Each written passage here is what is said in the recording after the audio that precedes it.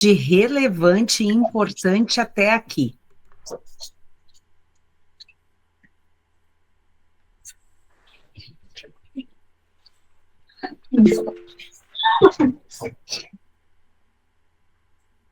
Alguém levantou a mão? Deixa eu ver.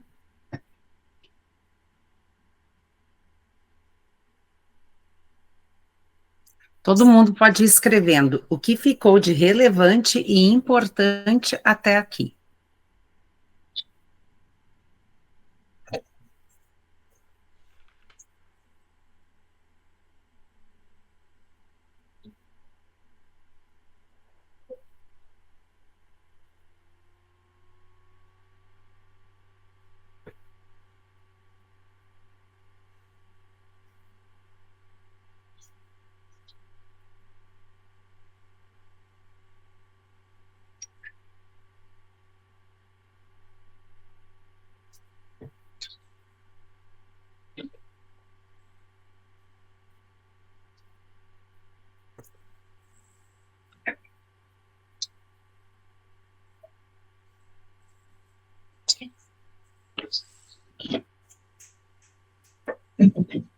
Eu falei pra ela que a gente estava baixando dela. Eu também caí.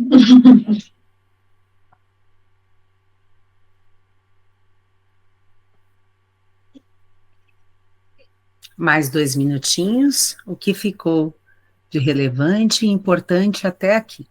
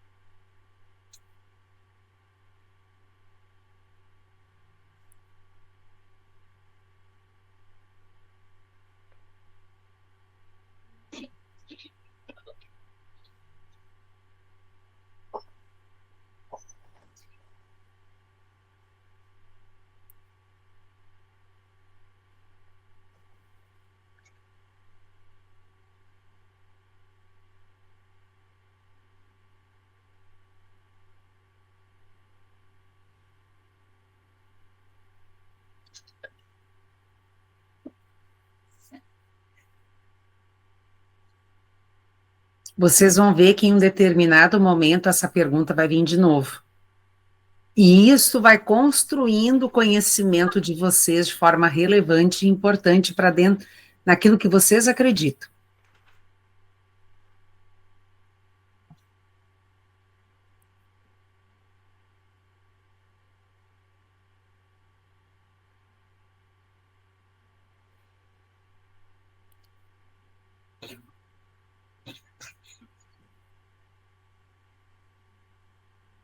Posso dar sequência? Todo mundo finalizou? Então, muito bem. Agora, gente, nós vamos falar desse estado de resiliência. Eu estou preparando vocês para o nosso exercício, que é o exercício de alinhamento de alta performance, tá? Então, eu estou preparando vocês. E nessa preparação, a gente falou sobre alta performance. A gente pensou sobre a alta performance, a gente revisitou dentro da gente aquilo que nós acreditávamos sobre a alta performance. Nós refinamos a alta performance e lá no início do nosso encontro, eu salientei que esta alta performance, ela precisa de um estado de presença, viver o aqui e o agora. E, se necessário, verbaliza. Eu estou aqui e agora, aqui e agora. O dia de amanhã cabe ao dia de amanhã. A única coisa que tu tem controle é o agora. Nada do que acontecer amanhã tu tem controle. E porque a gente fica condicionada ao dia de amanhã e muitas vezes ao dia de ontem, é que a gente fica flutuando num lugar sem controle, e automaticamente o corpo entende que tu estás em perigo, porque tu não estás no aqui e no agora, libera cortisol, aciona adrenalina e libera tudo aquilo que a gente entende como estresse. Dor de cabeça, não dorme direito, né? Dor de estômago, irritabilidade, falta de tolerância e todo o resto que a gente sabe que está fazendo muito mal para as pessoas, certo?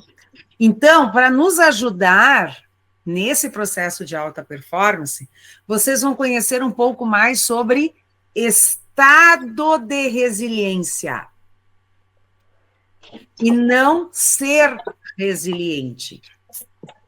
Porque ser é identidade, estar é estado. Porque hoje eu posso estar num estado maior de resiliência do que ontem. Amanhã o meu estado de resiliência pode ser maior do que hoje.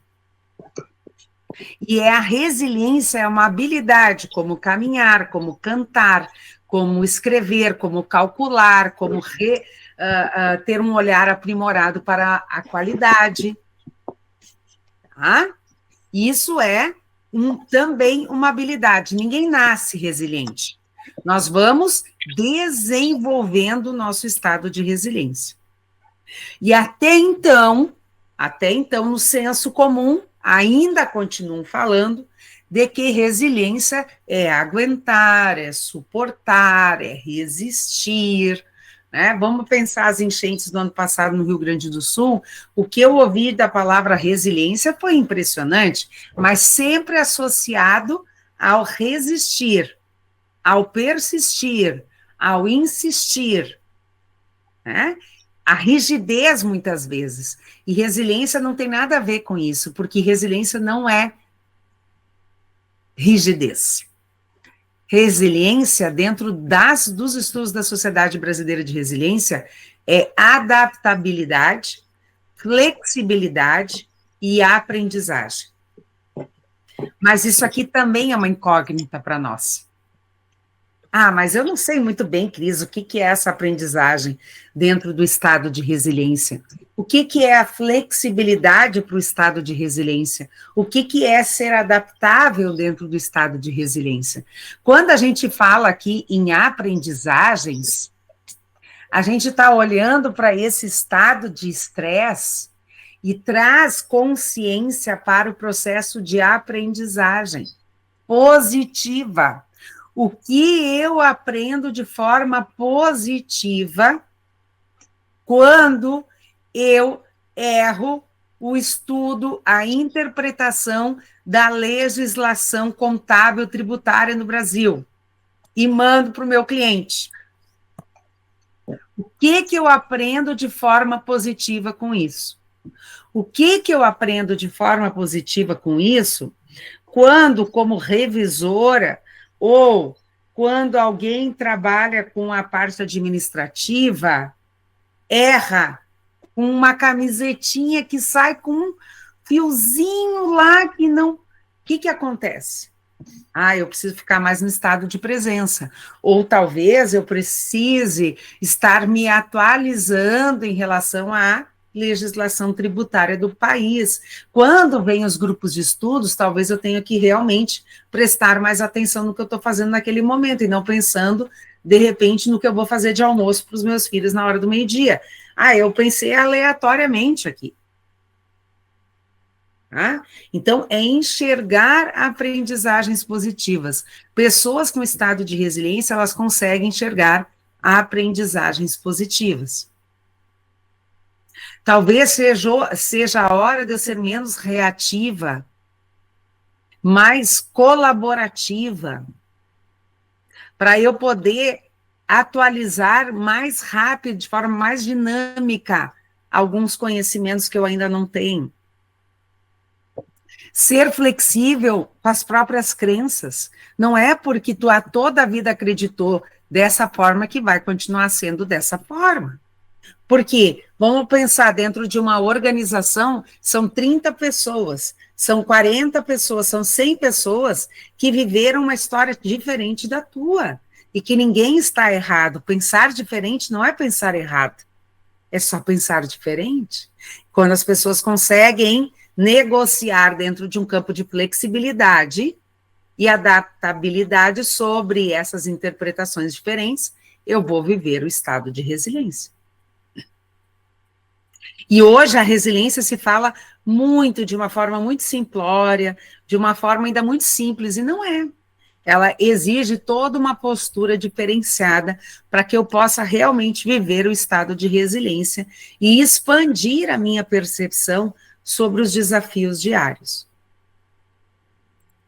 Então, como o estado de resiliência poderá contribuir na sua performance? Pensando estrategicamente e não automaticamente, te pedindo maturidade e flexibilidade em negociar interpretações de cenários diferentes dos teus, e que tu tenha também, como diz aqui o nosso Leandro Carnal, coragem para também te posicionar em relação ao teu pensamento estratégico, em relação ao teu posicionamento de flexibilidade, com maturidade, e não com passividade ou agressividade. Algo que é inegociável na tua vida é abrir mão também das tuas convicções. Isso é inegociável, gente. A gente precisa trazer, colocar na mesa aquilo que a gente pensa, não como uma verdade absoluta, mas talvez como uma estratégia que até então não se pensou sobre. E esse pensamento estratégico, muitas vezes, é dizer, eu não sei que caminho tomar, por isso que eu estou pedindo ajuda. Isso é um pensamento estratégico. Pensamento rígido é continuar no erro e acreditando que ele está certo.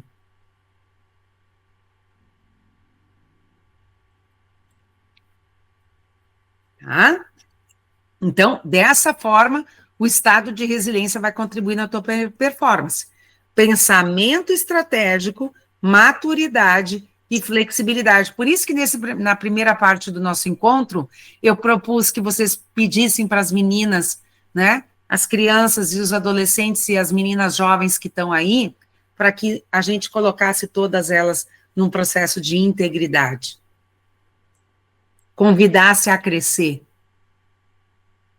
para que vocês possam viver de uma forma mais estratégica, num autoconhecimento, entendendo que todas as áreas da vida merecem a nossa dedicação. As pessoas, gente, em estado de resiliência, elas sentem tudo. Raiva, tristeza, solidão, felicidade, culpa, orgulho, constrangimento, alegria, ciúmes, empolgação, porém, na medida certa e no momento apropriado. E qual é a medida certa, gente? Qual é essa medida certa no momento apropriado? Quando vocês se conhecem, conseguem fazer uma boa análise de contexto, vocês vão conseguir colocar isso de maneira apropriada. O que nós percebemos quando a gente faz as análises das pessoas em estado de resiliência, que tem gente que está sempre pronto para uma guerra. Que tudo é motivo para sempre atacar. Que tudo é motivo para se justificar. O tempo todo existe um contraponto, sempre o tempo todo. E viver do lado de pessoas assim é altamente cansativo. É cansativo, né? Principalmente essa pessoa que está sempre armada, está sempre pronta, não pode se falar nada. Ou a pessoa que tu não pode dizer nada, ela está sempre se escondendo debaixo da mesa, de tristeza, de desânimo, né? Está sempre debaixo da mesa, a pessoa às vezes nem falou, ela já corre, porque ela não quer nem ser vista. Então, a gente, amada, tanto para atacar quanto para recuar, a gente precisa ser estratégico. A gente só ataca quando a gente tem ganho certeiro. A tal ponto que vocês possam listar, assim, ó, Se eu atacar hoje, eu vou ter ganho X, Y, porque a maioria das vezes a gente não ganha nada. Só a fama de maluca. Tá? Então, atacar é altamente estratégico. Eu ataco só quando realmente eu tenho ganhos listados numa folhinha. E quando tá muito louco o ambiente, aí tu te esconde debaixo da mesa. Quando a guerra passar, tu volta. Porque estado de resiliência é autopreservação. Não comprem brigas por nada. Isso é burrice. Isso é falta de equilíbrio emocional. Isso é falta de autopreservação. Tá? Vou trazer um exemplo bem prático para vocês, tá? Vocês não acham que na casa de pessoas que estudam resiliência não existe, às vezes, um tempo ruim, né? Quando meu marido começa a gritar, que eventualmente ele faz isso, eu simplesmente digo assim, nesse tom eu não converso. E eu viro as costas e caio fora. Eu vou botar o cortisol no meu corpinho à disposição? Não, não, não, não, não, não, não. Né? Então a gente tem que saber se posicionar. Não, nesse tom eu não vou conseguir conversar, não consigo, eu não sei fazer. Ah, então isso é a medida certa, eu não alterei minha voz, né? No momento apropriado. É impressionante que o silêncio ele acontece. Não é cantando ordem, simplesmente é dar limite. Ah? Então, isso é importante a gente saber, que a gente sente tudo quando a gente está em estado de resiliência. Mas a gente sabe colocar a medida certa no momento apropriado. Certo? Tanto para atacar quando eu tenho ganhos reais, ou quando eu tenho que recuar para não trazer danos para a minha vida. Alguém me chamou? Pode falar. Isso no caso da nossa percepção, da minha percepção, né? Quando nós vamos atacar, né? Entre aspas, digamos assim, a gente ataca da maneira que a gente acha correto, ou que nem tu comentou, né? Nesse momento eu não vou conversar contigo, em outro momento a gente conversa. Então eu tô me posicionando, né? Isso é o que a gente trabalha para ser, né? Ou fazer. Mas a forma com que o outro recebe, às vezes eu digo num âmbito profissional, pode, querendo ou não, prejudicar, né? Porque eu me posicionei, a pessoa, ela recebe da forma com que ela quer receber. Às vezes não é da forma com que tu quis passar para ela, né? Então, eu não sei, pode acontecer de ser prejudicada por isso, né? Muito bom. Porque às vezes a pessoa, ela se posiciona, mas a outra não recebeu da maneira com que eu me posicionei, né? Tudo mais. Muito bom.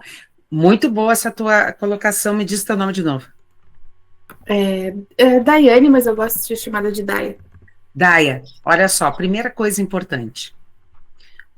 Como o outro interpreta não é da tua responsabilidade. Não tem como, tá?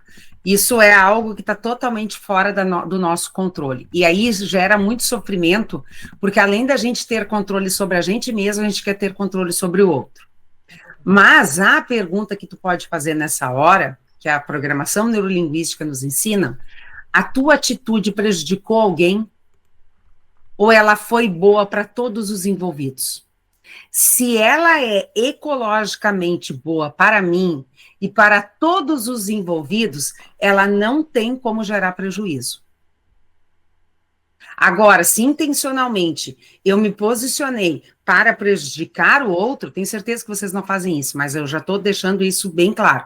Agora, se intencionalmente eu me posiciono para prejudicar o outro, colocar ele numa saia justa, deixar ele irritado, deixar ele inseguro, aí, intencionalmente, eu posso ter, sim, prejuízos.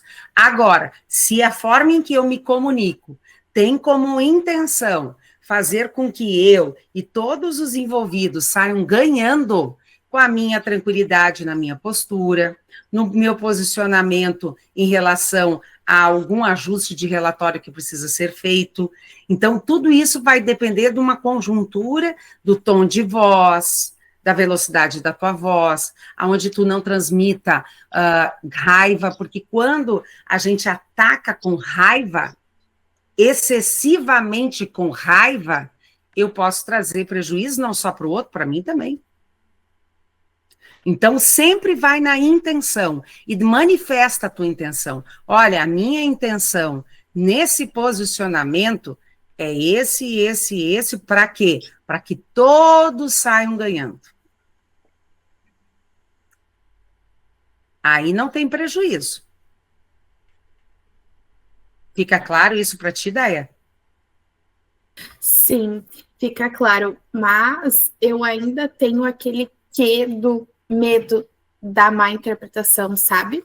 Uhum. Porque eu friso nessa questão de, tipo, na minha intenção, tá tudo bem, tipo, eu só quero ajudar ou algo relacionado a isso.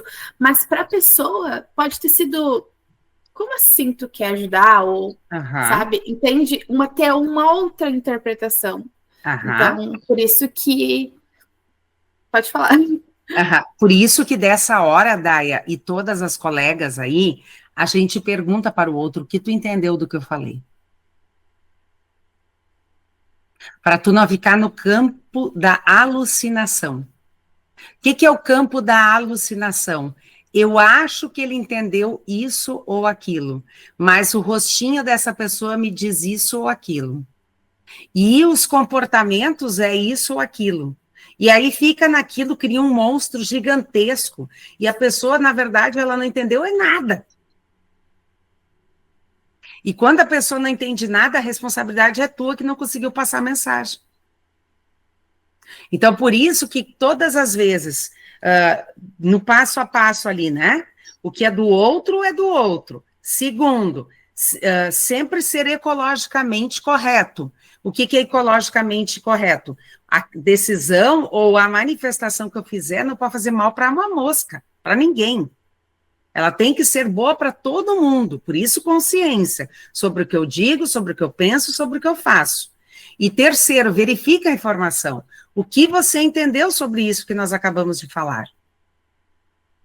Ah, eu entendi, tá, mas gostaria que tu manifestasse isso até para ver se realmente há uma compreensão ou se eu preciso melhorar a minha comunicação.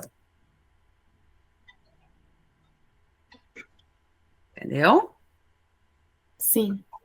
Agora, tá também no comportamento de vocês terem a coragem de fazer esse tipo de abordagem. Sim. Eu sei. Mas ela é importante, por quê? Porque ela vai manifestar o estado de resiliência de vocês, que é a maturidade, que é a flexibilidade, que é a adaptabilidade. Então, ficar alucinando vai fazer mal para alguém, então não é ecologicamente correto. Então, olha só, complementando ainda, vão anotando essas informações.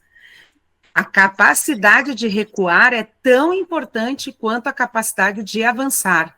O seu estilo de pensamento é o que faz você responder emocionalmente aos eventos. Agora vocês olhem aqui para a tela bem, tá?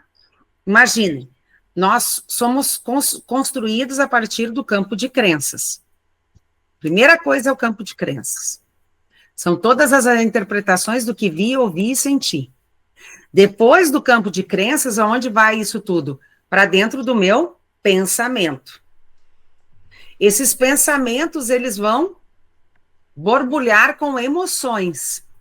Essas emoções vão fazer com que eu gere ações. E ações geram resultados. Então, enquanto eu não refino crenças, vocês podem ir para 1000 cursos, pular 10 vezes lá e uhul, e papapá. Sai de lá ainda totalmente verde. Por quê? Enquanto tu não refina tuas crenças, tu não muda nada. Enquanto tu não começar a entender que as coisas já não são mais como eram há 30, 40 anos atrás, que as coisas mudaram e que elas vão continuar mudando, e que aquilo que eu acreditava, de que eu tinha que ter medo de perguntar alguma coisa para alguém, isso já não faz mais parte do estilo de vida de vocês. Perguntar é algo fundamental e importante, porque isso vai ajudar a manter vocês vivos e vivas aonde vocês estão. Pedir ajuda é manifestar vida. Então, olha só, escutar os nossos pensamentos e a voz interior, capacidade de decidir com paciência, humor e otimismo. Tem gente que acorda já dizendo, ó vida, ó céus. Como é que esse ser humano vai viver uma vida de alta performance? Reclama de tudo e de todos. Se chove, reclama. Se faz sol, reclama. O tempo todo. Né? Então, aí fala de alta performance e a pessoa não faz xixi. Fala de alta performance e a pessoa não toma água. Fala de alta performance e a pessoa não dá um bom dia. Alta performance é um conjunto de comportamentos necessários e indispensáveis para a vida. Não tem como falar de alta performance se tu não tiver paciência, humor e otimismo. Eu me lembro de uma escola que eu trabalhava, e eu sempre fui muito festeira, né? Sempre fui, assim, brincalhona.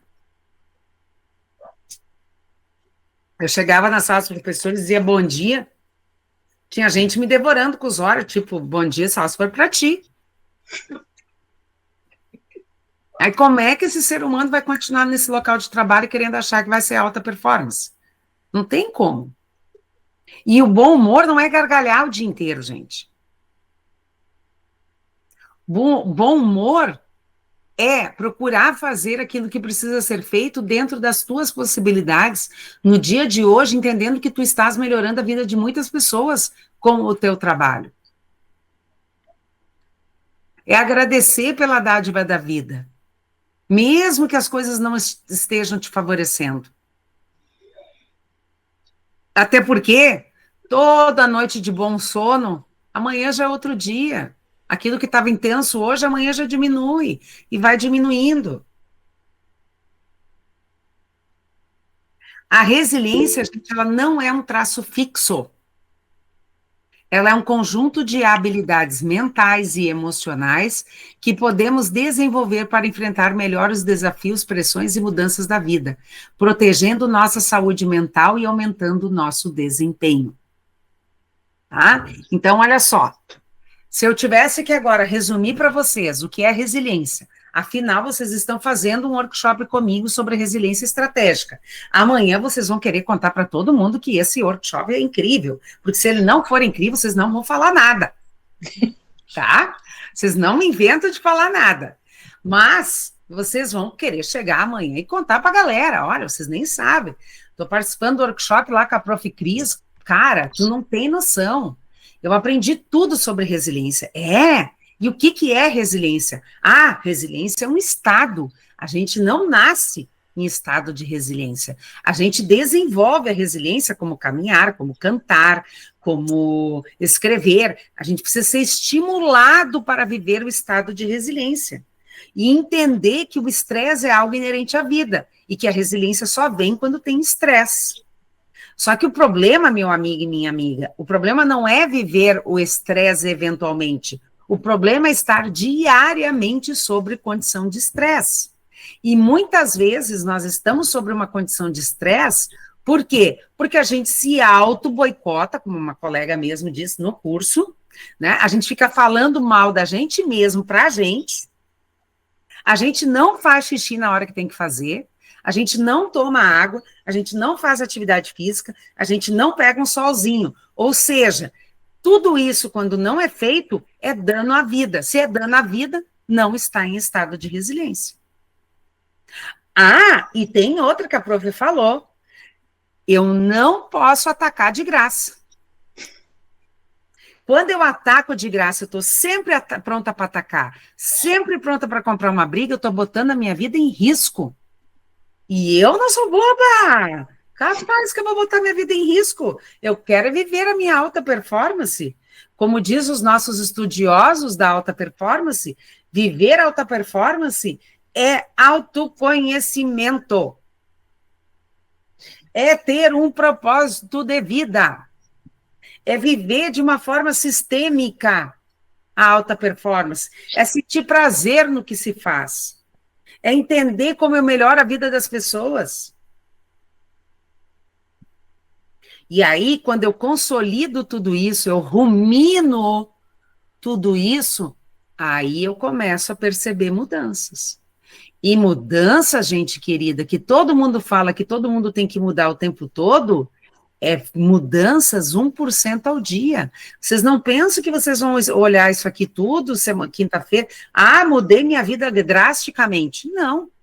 Agora, se vocês conseguirem pelo menos respeitar a fisiologia de vocês, se vocês entenderem o propósito do trabalho de vocês, começarem a repetir que resiliência é um estado e não é uma coisa da identidade de vocês, e que às vezes a gente não está em estado de resiliência, vocês já aprenderam muita coisa.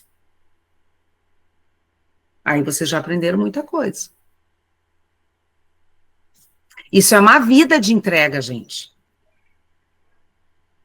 Aprender isso que eu estou trazendo para vocês, além de ser elitizado, isso aqui não é para todo mundo. É uma vida de entrega. Então, no dia de hoje, na noite de hoje, nós olhamos a alta performance e nós aprendemos um pouco mais sobre o estado de resiliência.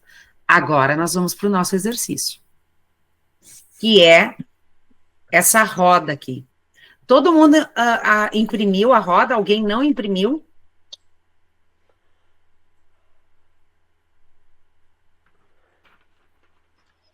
Tem que riscar nela. Eu não consegui imprimir, até porque a tarde foi tão corrida, eu nem parei para ver. Quando eu cheguei em casa, que eu vi que tinha que imprimir. Mas eu consigo aqui mexer nela. Aqui. Legal. Perfeito. Não tem problema. Se mais alguém consegue fazer no computador, não tem problema nenhum. Tá? Então, olha só, gente. Importante, tá? Que nesse momento aí que nós vamos avaliar a nossa alta performance na nossa vida. Alguém fez já essa roda da vida? Não. Ninguém fez? Tá? Então, o que a gente vai olhar? A gente vai olhar a nossa vida agora de forma sistêmica. E para mim, ainda essa aqui é uma das atividades que mais clareia como está a nossa vida até o momento. Tá? Então, assim, eu vou fazer perguntas sobre cada quadrantezinho desse, cada triângulozinho desses, e vocês vão dar uma nota para vocês mesmas. Por favor, não sejam muito generosas, negligenciando realmente como está a vida de vocês, mas também não sejam cruéis demais, porque eu já tive pessoas que deram só nota 1 e 2, eu digo, mas o que é isso? Meu Deus do céu, essa pessoa está precisando urgente de ajuda, tá? Então, assim, eu não quero que vocês sejam muito rigorosas, mas também a gente tem que olhar as coisas com clareza e realidade, tá? Então, todo mundo já com a sua roda? Alguém quer falar? Eu. Só para saber, o 1, então, é péssima, e o 10 é maravilhosa. Isso aí. Isso. A nota 1 é que está péssima, e o 10 é maravilhosa. E outra informação importante agora que eu me lembrei, tá? Quando vocês pintarem, por exemplo, eu vou vir aqui, ó, no 6, tá? Tô aqui no 6, vocês vão pintar do 6 na espiritualidade até o 1. Não é só no 6. Tá. Tem que Obrigada. pintar tudo, certo? E o objetivo dessa atividade é isso, a gente olhar todas as áreas da vida. Por quê? O que eles estão falando, os estudiosos, e com tudo que eu já estudei sobre alta performance. É olhar todas essas áreas aí para a gente entender se realmente a gente está vivendo alta performance, sistêmica e equilibrada, tá? Muito bem. Qualquer dúvida, vocês só chamem aqui que eu vou responder, tá? Vamos entrar aqui na saúde e disposição, no pessoal, tá? Saúde e disposição. A pergunta que eu vou fazer aqui. Hoje, vocês estão fazendo alguma atividade física? Vocês estão colocando atenção de forma proativa aos exames de vocês, consultas médicas, alimentação, né, adequada? Vocês realmente... Eu tive um caso de uma pessoa que disse para mim aqui, nem as refeições eu estou fazendo. Sim, fazendo as refeições adequadamente, se hidratando.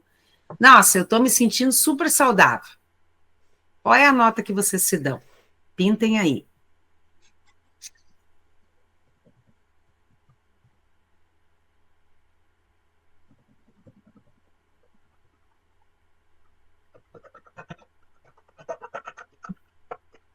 Não tem como. Sim, fazer.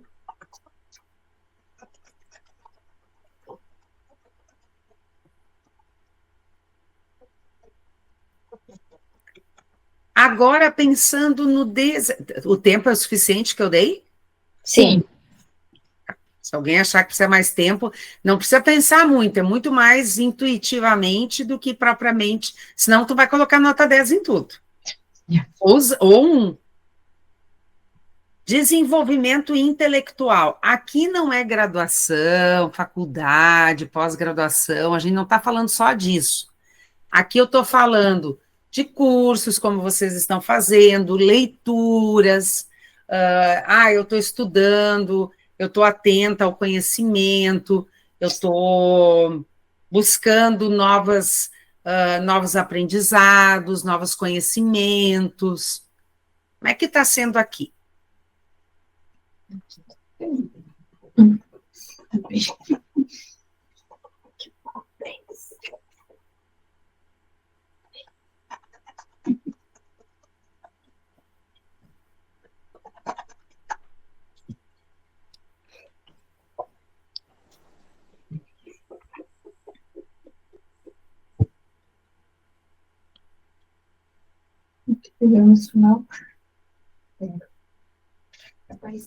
Pensando agora no teu equilíbrio emocional. O equilíbrio emocional, eu estou falando daquela pessoa que levanta, disposta, bem-humorada. Chegou às 5 horas da tarde, a pessoa continua ali, né, de uma forma tranquila, levando o seu dia, ela passou pelos desafios, mas ela não fica o tempo todo se alterando, gritando, reclamando, né? É uma pessoa que tem uma estabilidade, né? Não é uma pessoa que levanta chorando e 2 horas depois está sorrindo, né? O tempo todo essas variações que tu nem sabe com quem realmente como é que tu vai lidar com aquela pessoa, porque uma hora é assim, uma outra hora é assado, né? É um equilíbrio.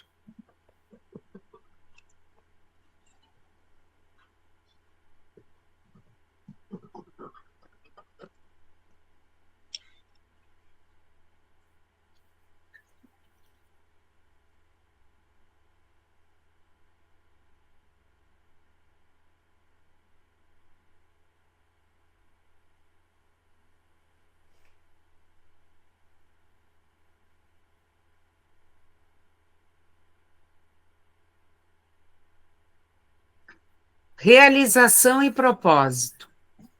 Aqui a gente está falando da ação de entender o que realmente, como e o que o teu trabalho faz pelas pessoas. Né? Faz sentido, te arrepia, tu gosta, aquilo te engaja. Nossa, isso aqui é eu me identifico com aquilo que eu faço. Eu me realizo no que eu faço. Eu sempre digo que se eu tivesse que 1000 vezes escolher ser professora, eu escolheria 1000 vezes ser professora. Eu não escolheria outra profissão. É um propósito mesmo. Eu me realizo, me arrepio, me emociono, fico feliz quando realmente está tudo certo.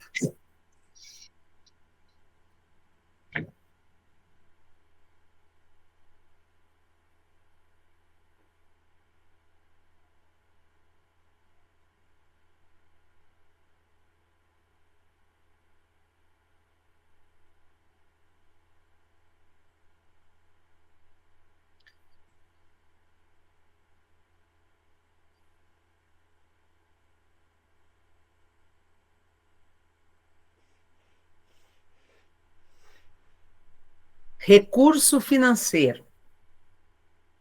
Aqui não é o quanto tu ganha. Aqui é o quanto tu, como tu sabe fazer a gestão do que tu ganha. E nessa gestão é ter a tua economia para uma emergência, é ter tranquilidade em relação às tuas despesas e receitas, né? Tem gente que pode ganhar muito dinheiro e fazer uma péssima gestão. Tem gente que pode receber menos valor, né? Produzir menos valor, mas fazer uma excelente gestão financeira. Então, como é que está esse cenário na tua vida?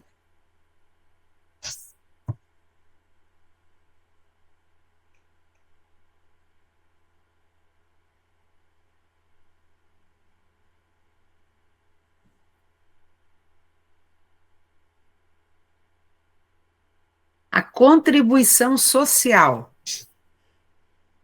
Aqui é o quanto tu estás mobilizado socialmente para a melhoria do mundo. Aqui não são só trabalhos voluntários, que também fazem parte desse contexto, mas na separação do lixo, como é que tu és no trânsito, por exemplo, a pessoa acabou de acender a luz verde e tu já está com a buzina lá, né, poluindo o ambiente. Como é que está sendo isso? Tem tranquilidade no trânsito? Enfim, né? Como é que está sendo esse teu movimento social? Participa de entidades beneficentes, faz trabalho social, na medida do possível tu ajuda, contribui.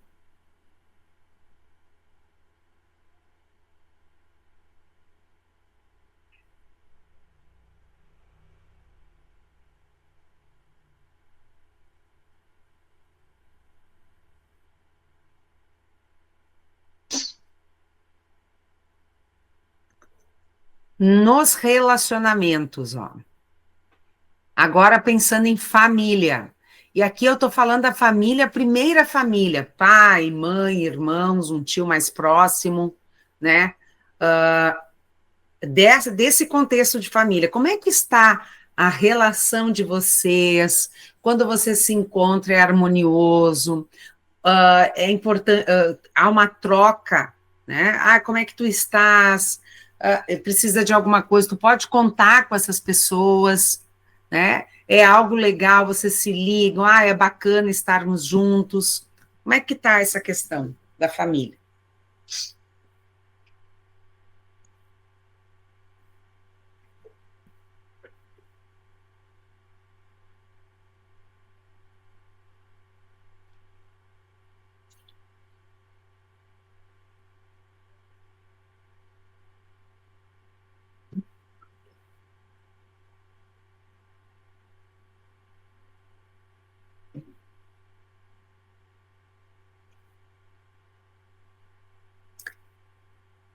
Em relação ao desenvolvimento amoroso, se alguém está sozinha no momento, tá? Não quiser completar aqui também tá tudo bem, certo? Mas a questão aqui é, se tu tens a relação par, o teu par, como é que é essa relação hoje? É tranquila, é harmoniosa, um dá apoio para o outro, existe uma conexão entre vocês, cumplicidade, lealdade, respeito. Como é que está aí esse desenvolvimento amoroso?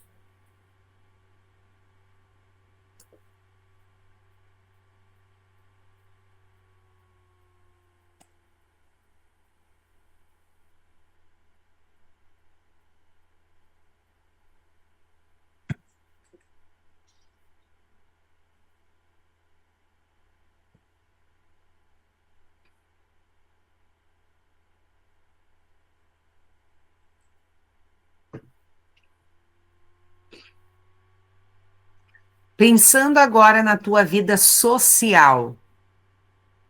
A vida social são os teus grupos de amigos, são, enfim, a tua rede de relacionamento, ou eu no outro encontro com as outras meninas, né? Vocês estão colocando o pijama na sexta ou tirando no domingo. Isso às vezes é bom. Agora, ter o nosso grupo de amigos, pessoas que realmente a gente pode trocar uma ideia, conversar sobre algo que não seja de trabalho, que a gente possa dar umas risadas, conversar, porque essa rede da tua vida social, que quando tu estiveres sobre uma forte pressão, é que vai te ajudar, só que tem que alimentar esse grupo, né? Tem que nutrir, para que realmente depois, se acontecer alguma coisa, tu tem com quem contar. Como é que tá essa vida social aí?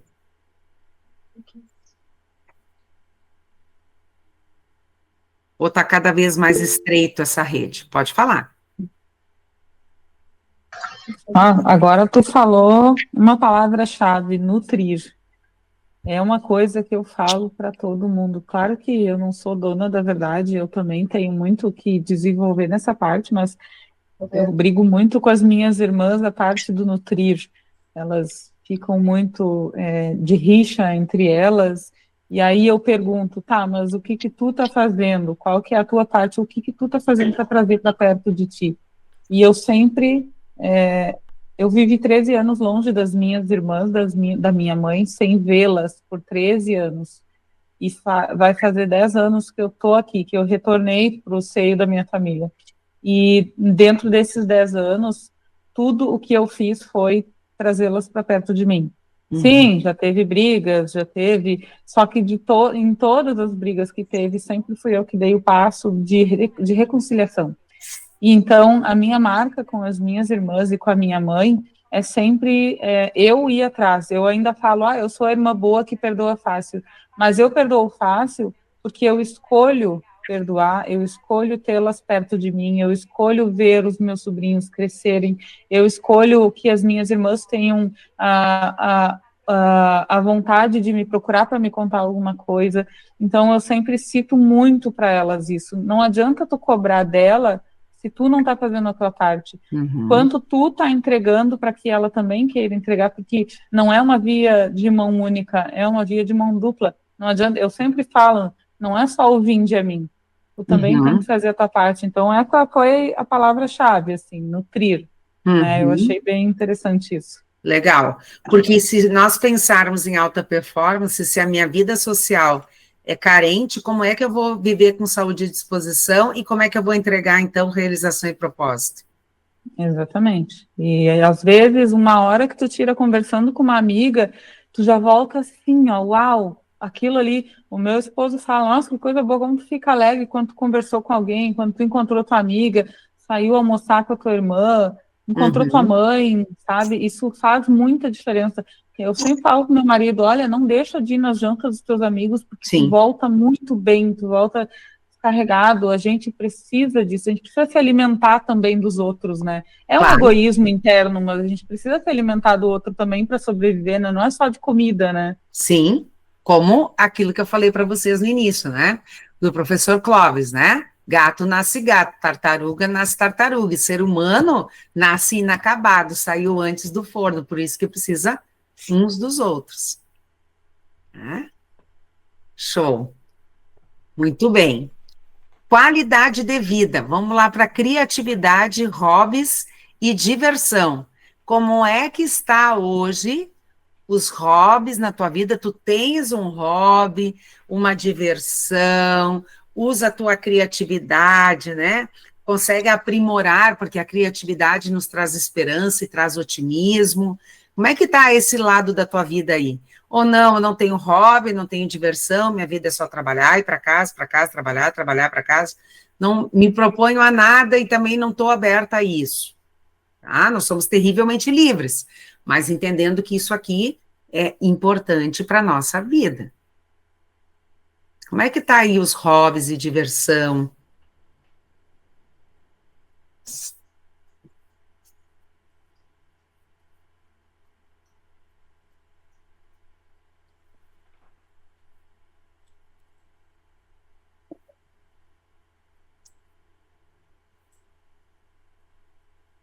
Em relação à plenitude e felicidade, eu me sinto plena por ser quem sou, por fazer as escolhas que faço. Indiferente, ninguém está julgando se dá certo ou errado, mas, puxa vida, eu sou eu. Eu nasceria eu sempre. Dentro das minhas possibilidades, eu me sinto uma pessoa feliz. Lembrando que felicidade é um estado também. A gente tem momentos felizes. Não, eu não estou satisfeita por ser quem sou, eu não me sinto feliz, né? Lembrem, isso aqui é um trabalho muito individual, ninguém vai ficar olhando o trabalho de ninguém, nem vou expor isso para ninguém. Então, aqui é o momento da gente reconhecer as nossas fragilidades e as nossas potências também.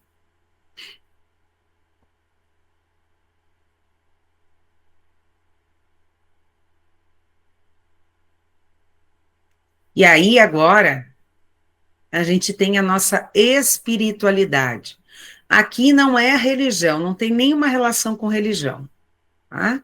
A espiritualidade é entender que existe algo maior além de mim.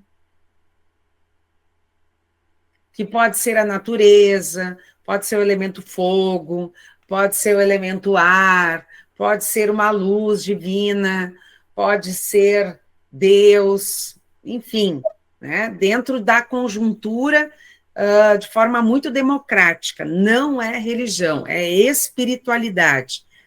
Eu alimento o silêncio dentro de mim para escutar a vida que há dentro de mim e ao redor de mim.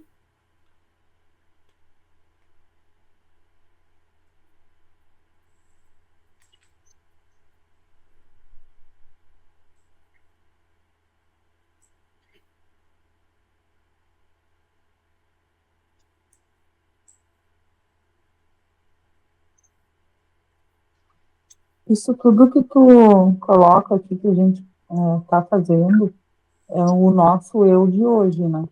Exatamente. Não é de toda a trajetória.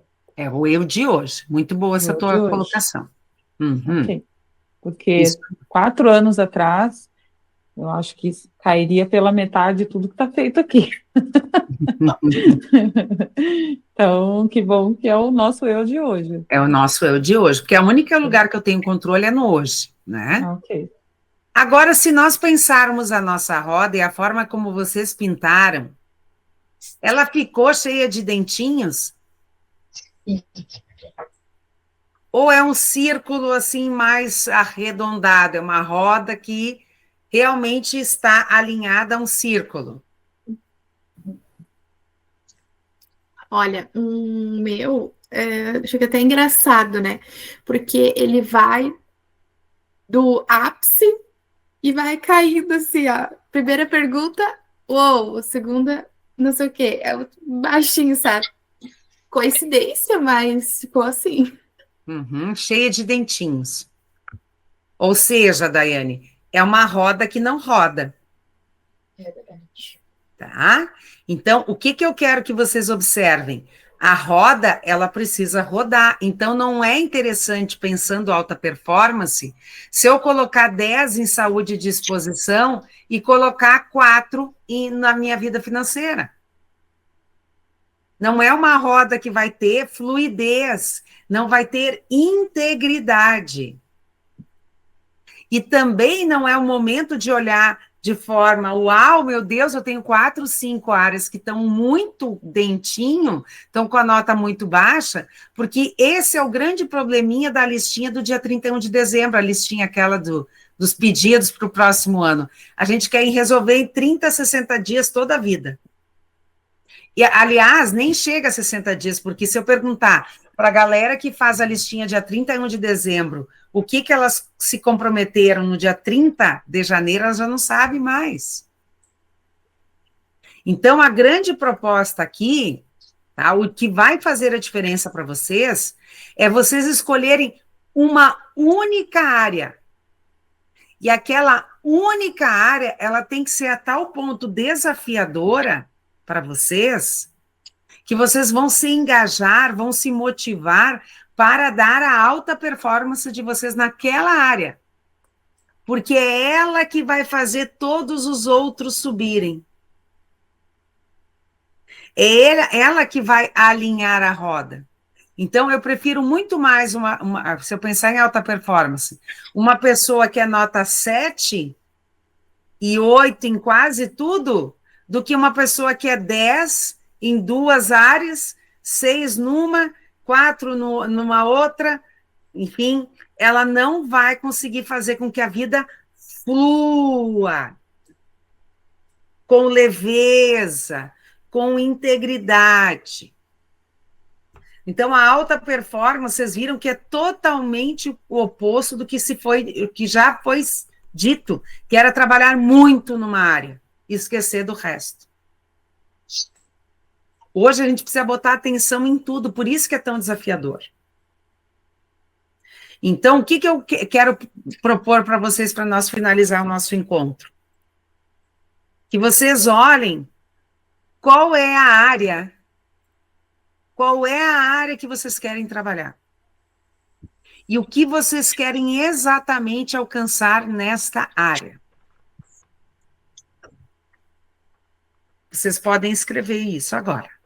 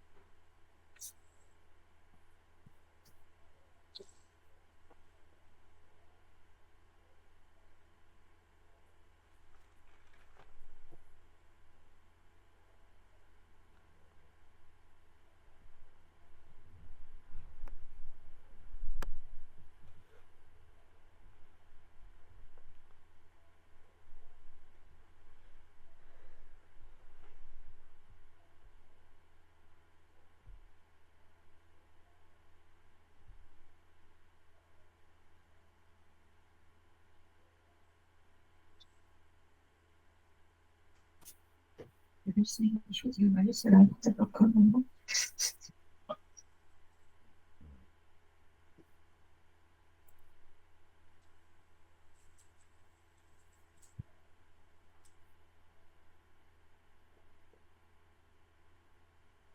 Só que olha só, no próximo encontro, essa meta de vocês vai ser colocada dentro do método SMART. Tá? É muita informação para hoje, eu só estou adiantando um pouquinho, vocês vão aprender a fazer uma meta, tá? Dentro do sistema SMART, específica, mensurável, atingível, relevante e temporal. Hoje vocês vão apenas escolher a área e vão me trazer a ideia do que vocês querem trabalhar. Porque a ideia do que vocês querem trabalhar, muitas vezes é tão subjetiva que acaba se perdendo no meio do caminho, porque a gente não estabelece critérios para alcançar essa meta. Tá? Então, a minha pergunta agora para vocês é: vocês conseguiram estabelecer a área e entender de uma forma subjetiva, que seja, o que vocês querem trabalhar nessa área?